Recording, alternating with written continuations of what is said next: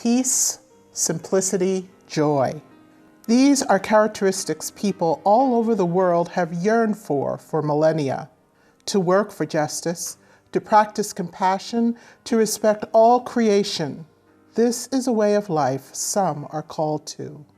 Nearly 900 years ago, Francis of Assisi chose to reject the many advantages he had enjoyed: wealth, good looks, charismatic personality, family status, and the popularity of his peers, in order to pursue a new, simpler way of life.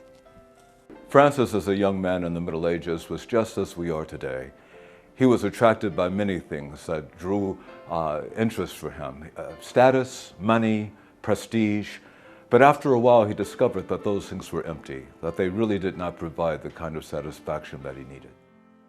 Not long after Francis had fully embraced this new life of unreserved devotion to God with a completely open heart, Clare of Assisi, a young woman deeply moved by Francis's preaching, was inspired to leave her own life of privilege. She would become a guiding beacon for centuries of women seeking to devote themselves to Franciscan disciplines and joys. In the beginning, both Francis and Clare found themselves surrounded by skeptics and some with outright scorn. Why would anyone in their right mind walk away from the riches and social standing they had? And for what? To live a life of simplicity and poverty. But there was an undeniable joy that both Francis and Clare radiated in their new way of life. At first, this confused people around them, but soon it began to draw others to want to learn more. By undertaking this radical conversion, Francis and Clare were able to let go of things they didn't need in order to focus on authenticity. This process of conversion towards poverty of spirit freed them to discover a purpose for their lives that was much richer and more deeply satisfying than anything they had known before.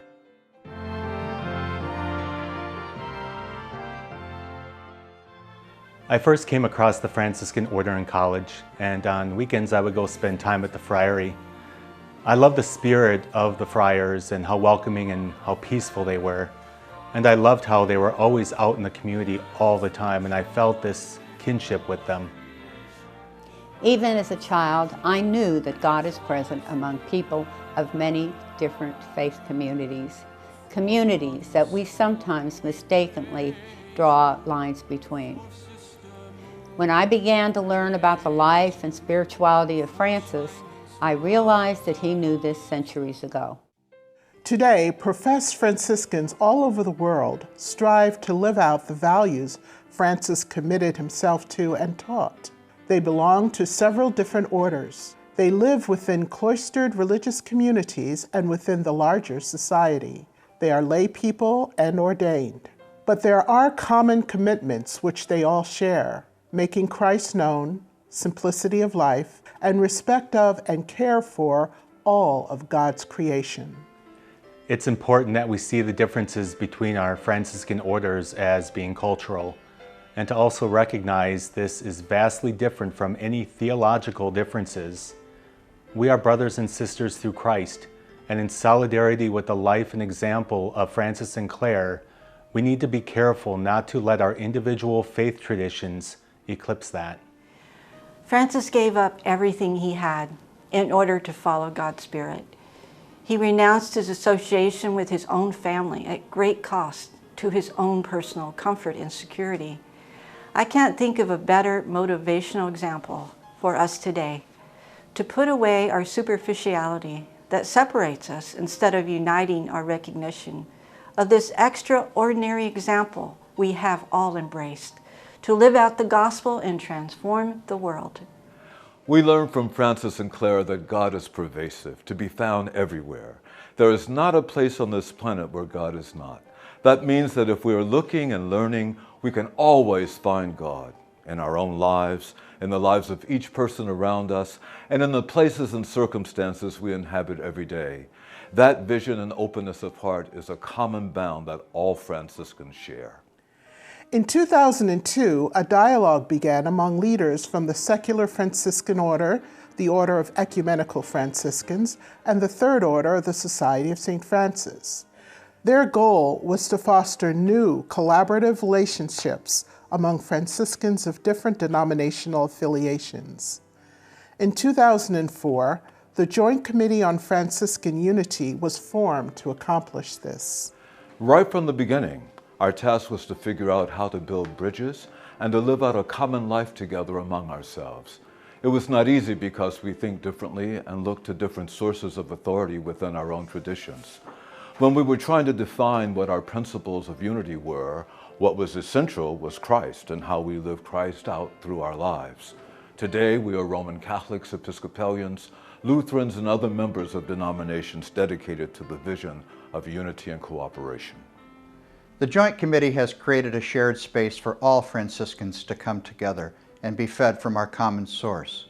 The relationship aspect of who we are together and the witness of that is so important at this time of polarization in so many ways, politically and religiously. The ability to sit and talk and work together, to plan together, and to pray together is crucial. Out of that deep commitment to one another, we are creating opportunities to extend the influence of Franciscan values far beyond what any of our orders are able to do individually. Through the conversations and gatherings that we have opened up by the Joint Committee, I have seen more broadly how a lot of us live out this Franciscan spirit. We address issues that are of high priority within our communities, the nation, and the world. And we offer responses in a Franciscan light that our respective orders can engage in. Each year, the Joint Committee sponsors a conference drawing Franciscans from all orders together to deepen relationships and dialogue around timely issues. These conferences have played an essential role in expanding awareness of the potential for life-changing work across orders for social and economic justice, peacemaking, and interfaith bridge building. At the conferences, we give people the opportunity to take a look at who they say they are and who they have professed to be, and to continue with their conversion process. We all need to continue to grow. Francis and Claire continued growing throughout their lives. It led them into loving relationships with an ever-widening group of God's beloved people. We need to do likewise. At one of the conferences, I noticed a woman looking very uncomfortable. She had her arms crossed and she was tense. I went up to her to break and tried to talk to her, and she said, "I know this is going to be a waste of time." I went, wow.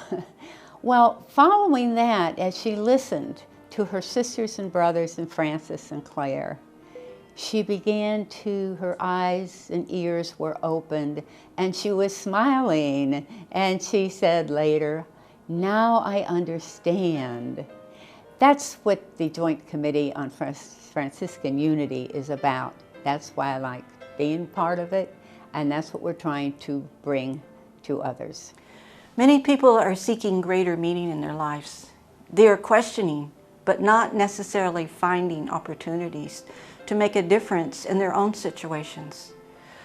We offer an opportunity to seek our spirituality in a little deeper, to be a part of justice in society, and to offer compassion towards others.